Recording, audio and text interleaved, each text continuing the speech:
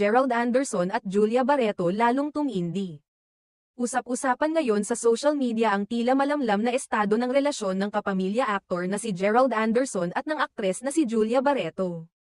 Lalong umigting ang mga espekulasyon ng publiko matapos mapansin ng netizens na tila matagal nang hindi nagpapakita o nagbabahagi ng mga larawan ang dalawa na magkasama sa kani-kanilang social media accounts. Matagal nang kilala ang dalawa bilang magkasintahan na bukas sa kanilang relasyon sa publiko. Ngunit kamakailan lamang, napansin ng mga netizens ang tila pagkakawala ni Julia sa mga larawan at videos na ina-upload ni Gerald, lalo na sa mga post nito habang nasa bakasyon sa isang resort. Sa nasabing mga post, kapansin-pansing wala si Julia, bagay na agad binigyang kahulugan ng ilang taga-subaybay.